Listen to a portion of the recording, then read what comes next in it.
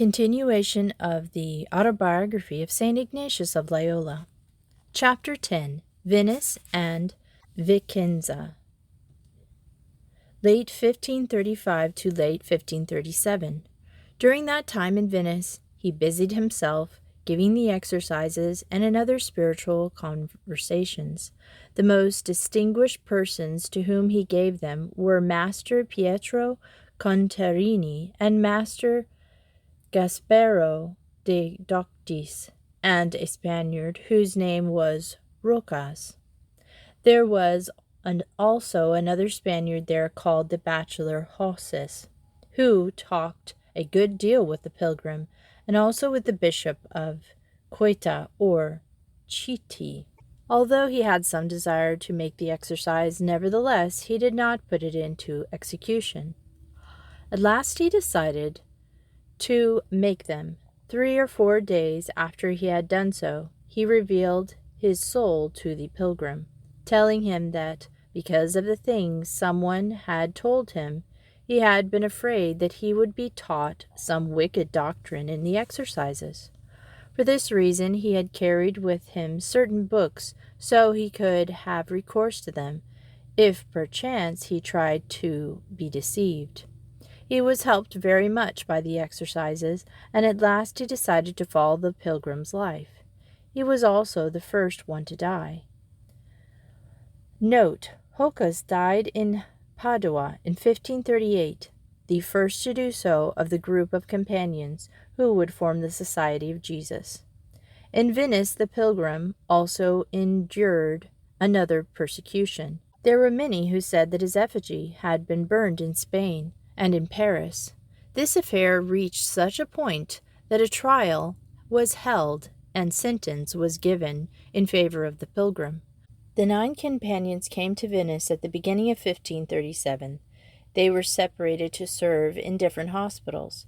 After 2 or 3 months, they all went to Rome to receive the blessing for the journey to Jerusalem. The pilgrim did not go because of the doctor Ortiz, and also because of the new Theatine cardinal. The companions returned from Rome with notes for 200 or 300 escudos, which had been given to them as alms for the journey to Jerusalem. They did not want to take anything but notes. Later, not being able to go to Jerusalem, they returned them to those who had given them. The companions returned to Venice in the same way they had gone, that is, on foot, begging, but divided into 3 groups, and in such a way that they were always of different nations. In Venice, those who were not ordained were there ordained for Mass, and the nuncio, who was then in Venice, and who was later called Cardinal Verallo, gave them faculties. They were ordained under the title of poverty, and made vows of chastity and poverty.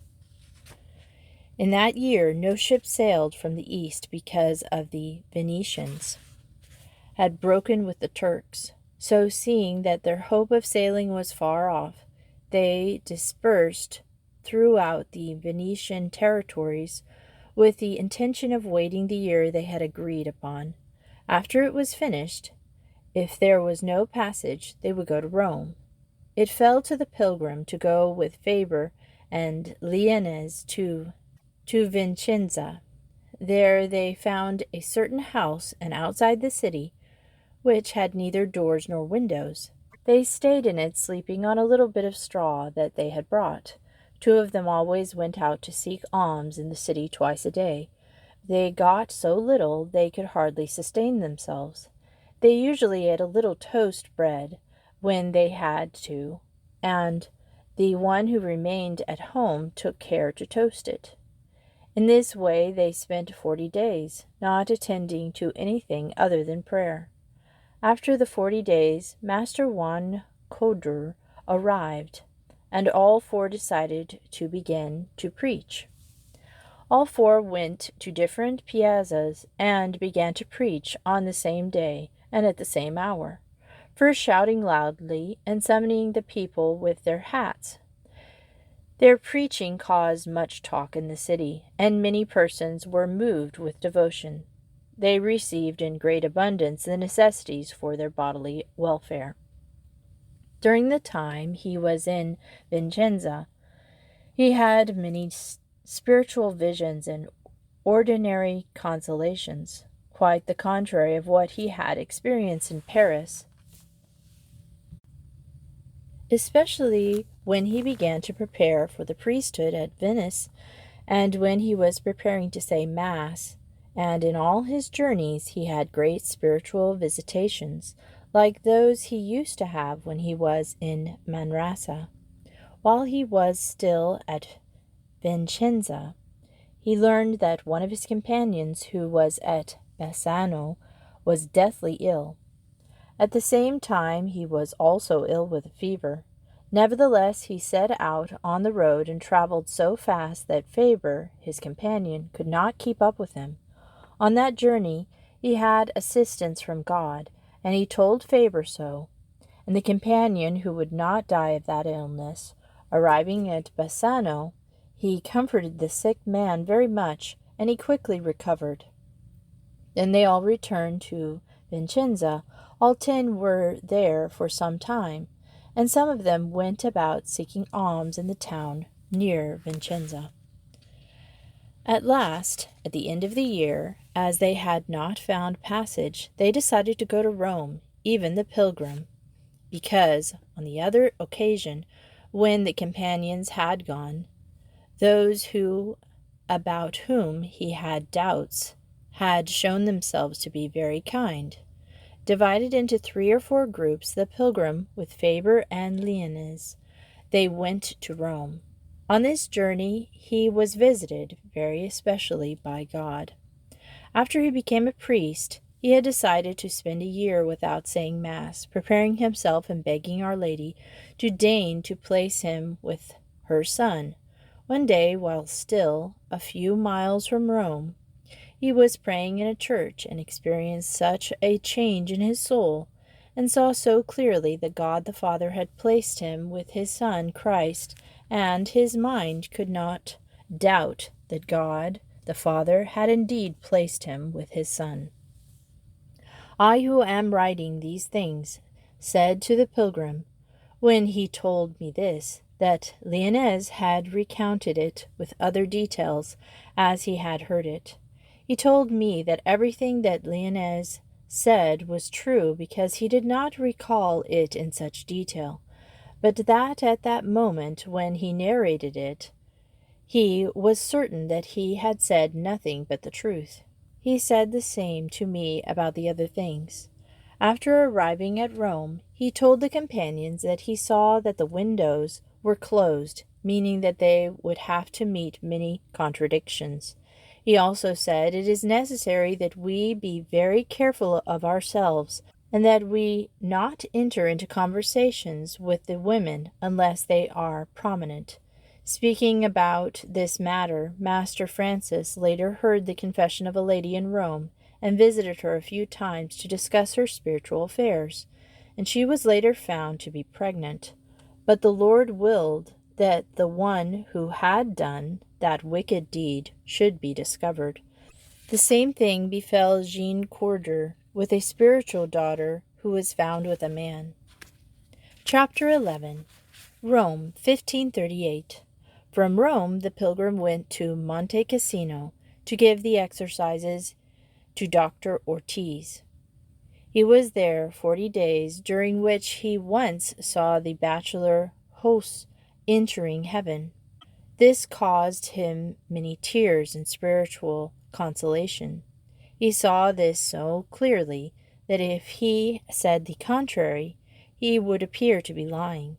From Monte Cassino he brought back Francesco de Estrada and returned to Rome, where he busied himself helping souls.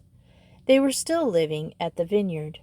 He gave the spiritual exercises to different people at the same time, one of whom lived near Santa Maria Maggiore, the other at Ponte Sesto.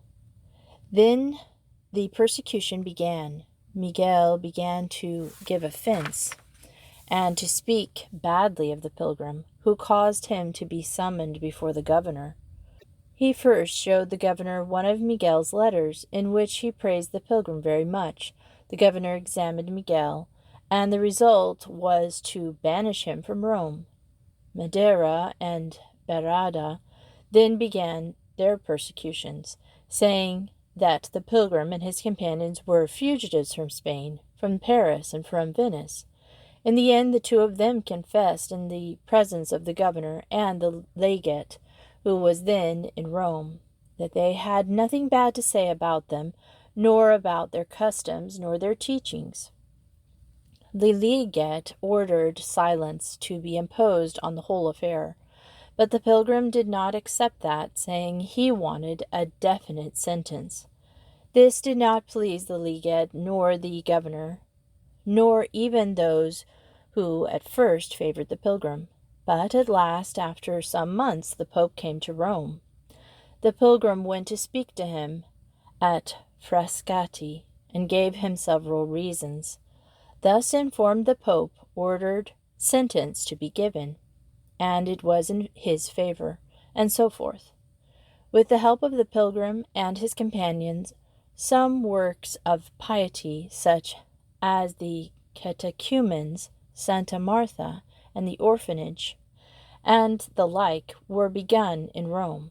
Master Nidal can recount the rest.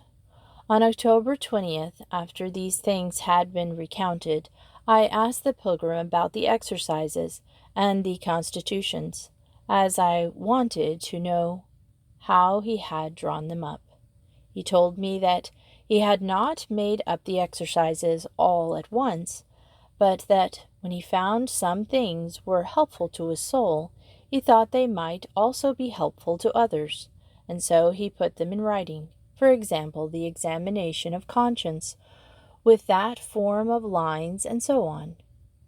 He told me that he derived the elections especially from the variety of spirit and thought which he had felt at Loyola when he was still suffering with his leg. He told me he would speak to me about the constitutions in the evening. The same day, with the air of a person who was more recollected than usual, he summoned me before supper, and made a sort of protestation to me, the subject of which was to show the simplicity of intention with which he had related these things. He said he was very certain that he had not related anything but the facts, and that he had committed many offenses against our Lord after he began to serve him, but that he had never consented to mortal sin. His devotion, that is, his ease in finding God, had always continued to increase, and now more than in his whole life. Each time and hour that he wanted to find God, he found him. Now he also had visions very often, especially those mentioned above, in which he saw Christ as the Son, and Son is spelled S-U-N. This often happened while he was speaking of important matters, and it came to him as a confirmation. He also had many visions when he said Mass, and when he was drawing up the constitutions he had them with great frequency. He could not affirm this more easily because every day he wrote down what passed through his soul, and he had it now in writing. He then showed me a fairly large bundle of writings, and allowed me to read a good part of them. Most were visions that he saw in confirmation of parts of the constitutions, at times seeing God the Father, and other times all three persons of the Trinity, and at other times Our Lady, who interceded, and at other times confirmed. In particular, he spoke to me about certain decisions over which he had said Mass each day for 40 days, each day with many tears. The question was whether the churches would have any income and whether the society could make use of that. The question concerned the degree of poverty the Society of Jesus would embrace, specifically whether the house and churches of the society should be permitted to have any fixed income. Ignatius decided not to allow a fixed income. The habit which he observed while he was drafting the constitutions was to say Mass each day and present the point that he was treating to God and to pray about it. He always said the prayer and the Mass with tears. I wanted to see all those papers relating to the constitutions, and I asked him to let me have them a while, but he did not want to. The end of the autobiography of St. Ignatius of Loyola. I hope you have enjoyed the reading of the life of St. Ignatius of Loyola. He died in 1556 at age 64 in Rome. I remember seeing a movie once of St. Ignatius of Loyola, and I believe St. Francis Xavier was in college with him, and St. Francis Xavier would go out at night. And St. Ignatius kept on asking him, please don't go out at night. I guess he was partying or something. You should stay here and pray with me. And St. Ignatius of Loyola took a crucifix and put it down in the doorway on the ground so that Francis Xavier would have to walk over the crucifix in order to leave the college and go party. But he did it. Anyway, he stepped over it. But afterwards, he, I guess, thought about it and converted. And St. Francis Xavier went out to India and to convert the people there. And before he left, St. Ignatius told him, go out and set the world on fire. So St. Ignatius himself didn't go to these distant, far countries and proclaim Christ, but in all his sufferings and organizing the Jesuits, he did. He was the father, and he helped all of these people through the years to convert. So please pray for the Jesuits now, because they need reform, I believe. But also please pray for the priest I knew who was originally a Jesuit, and then he entered the fraternity, and his name was Father Calvin Goodwin, and he would teach us Latin, and he was very kind. To the guys, he was a little strict, but to the girls, he was very kind. And I hope that you all look in your lives and see where you can become better Catholics and kinder to others, and tell them the truth. Tell them the Catholic faith. Because if you were in the wrong, you would want somebody to tell you too, right?